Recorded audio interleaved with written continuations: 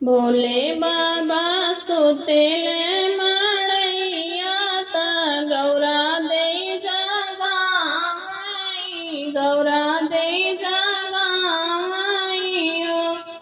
भोला कमरे में उठे बड़ी पीर, दर्द ना सहाला, दर्द ना सहाला। भोला कमरे में उठे बड़ी पीर, दर्द ना सहाला, दर्द ना सहाला। इतनी बचनी भोला सुन ले, सुनहु नहीं पावा, सुनहु नहीं पावाइयो। ललना दाई दाई धगड़िनी बोलावाई, बजना बजवावाई, बजना बजवावाइयो। ललना दाई दाई धगड़िनी बोलवावाई, बजना बजवावाइयो। के जे आवेला गावत, के बजावत, के बजावत हो। ललना के जे आवे विसमाधल, गौरा घरा सोहर, गौरा घरवा सोहरे हो।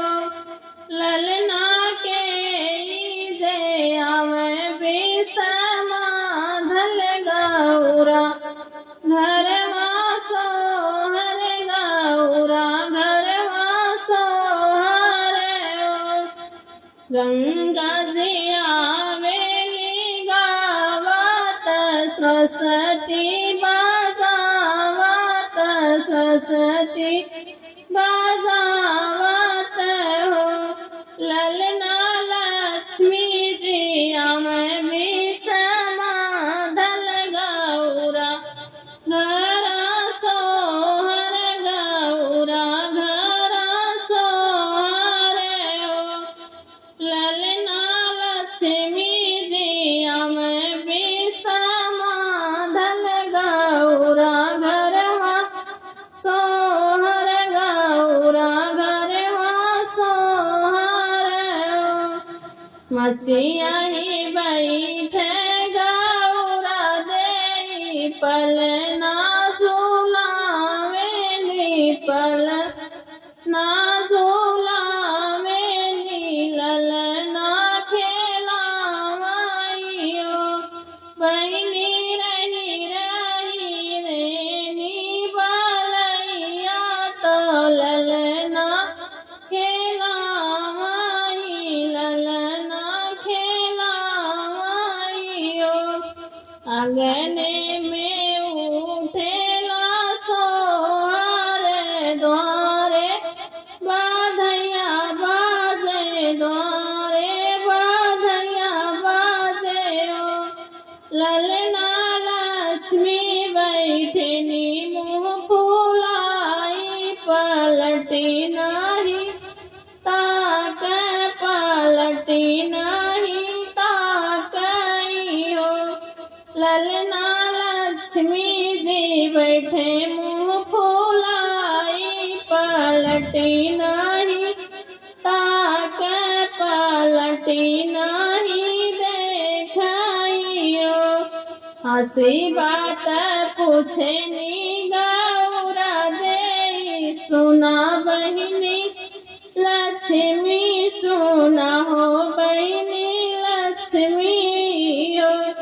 लक्ष्मी काहे के मन भइल व्याकुल, मनवा धूमिल कैलो, मनवा धूमिल कैलो।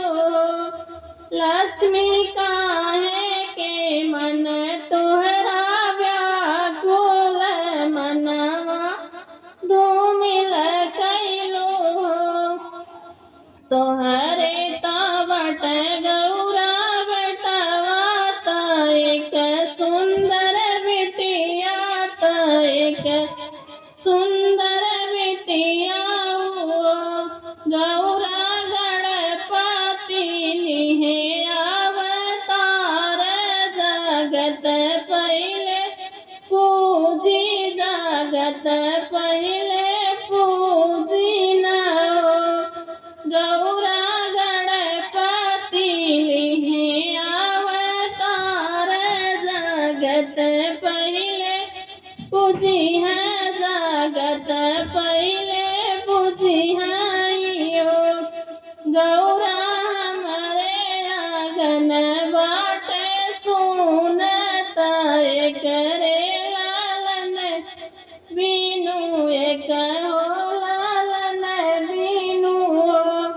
गौरा हमारे आंगन बाटे सुनत एक हो लालन बीनू हंसी हंसी बोलनी गौरा दे सुना बहिनी लक्ष्मी न सुना बहिनी लक्ष्मी न लक्ष्मी गणपति पूजी है तोहरे साथ नगरी सब पूजी है नगर सब पूजी है यो लक्ष्मी हमारी जन्म महतारी दूसरी मायरिया बनबू दूसरी मायरिया बनबू गणपति संगे रहबू लक्ष्मी हमारी जन्म महतारी दूसरी मायरिया बनबू गणपति संगे रहबू इतना सुनत लक्ष्मी गव सोहर सोहर गई सुनावाई सोहर गई सुनावाई हो ललना हंसी हंसी गणपति के